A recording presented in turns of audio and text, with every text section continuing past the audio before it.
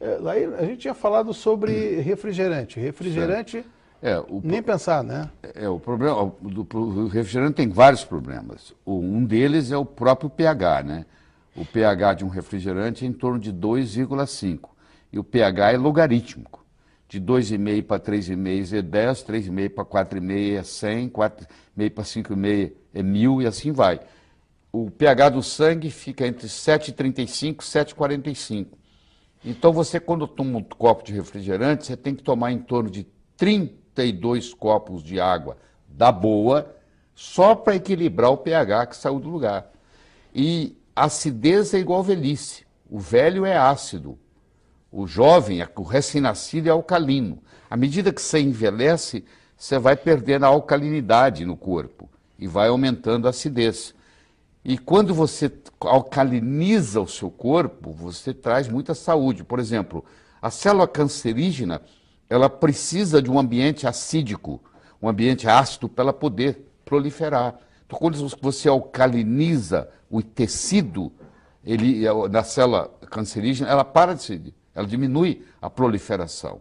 Então, tudo aquilo que você fizer que aumentar a sua alcalinidade faz uma diferença. Às vezes a própria água. A água 70% do corpo em torno, como um todo, né? Você pega o sangue, é 90% ou mais, mas 70% do corpo como um todo é água. É o nutriente mais abundante que existe no corpo. E nós, na medicina, damos muito pouca bola para isso. O médico, em geral, não entende de água. Ele pensa que a água importante da água é ser pura. Isso é uma das características. Existem 4 outras tão importantes quanto, ou talvez até mais. Por exemplo, o pH, que nós acabamos de dizer, quanto mais, mais alto for o pH da água, melhor. Ele tem que ser, no mínimo, igual ou superior ao pH do sangue, ou seja, a água ideal ela tem que ter de 7,35 para cima de pH. Tem que ter o chamado poder de oxirredução, porque você toma uma água, ela pode ser oxidante ou antioxidante. Se ela é oxidante, ela te envelhece. Mesmo ela sendo, você diz, mas é água, mas não interessa. Se ela tiver o ORP, que a gente chama, acima de 400, que é, por exemplo, se você tomar uma água de torneira hoje no Brasil, ela tem um ORP acima de 400, aquilo ali é uma água oxidante. O que é o ORP? O ORP é o poder de oxidação dela. Ela tem que ser mais redutora e menos oxidante. Como é que a gente examina isso? Existe um aparelho, um probo que você coloca dentro da água e isso mede, imediatamente te dá quanto que é o ORP. O ORP de uma água boa ele tem que ser negativo. Se a gente passar água no filtro, normalmente... Não muda o ORP. Não muda o ORP. Tem nada a ver com a filtragem, não. Tem nada a ver com a filtragem. A filtragem tira os resíduos, mas não muda o ORP. O ORP da água tem a ver com o ângulo da molécula, porque é H2O. Então, o ângulo do hidrogênio faz uma diferença, entendeu?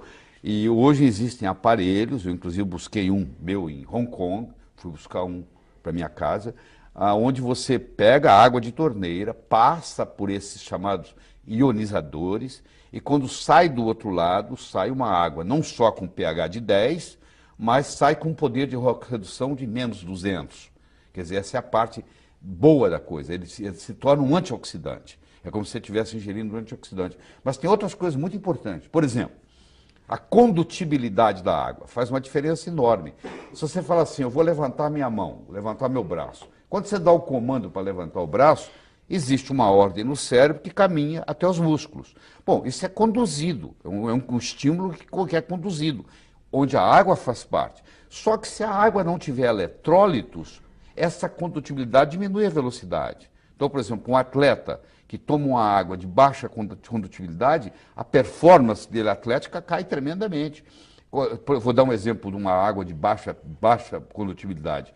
Toda água que for por osmose reversa, as pessoas me perguntam, o que eu faço com o meu filtro de osmose reversa? Joga ele fora, ou dá para o inimigo. Porque na farmácia você deve usar água de osmose reversa, porque eles estão fazendo diluições. Mas para você beber no dia a dia, e tem muita gente vendendo filtros de osmose reversa para casa, e a pessoa não sabe, compra e pensa que é um grande negócio, filtra tudo, inclusive os minerais importantes.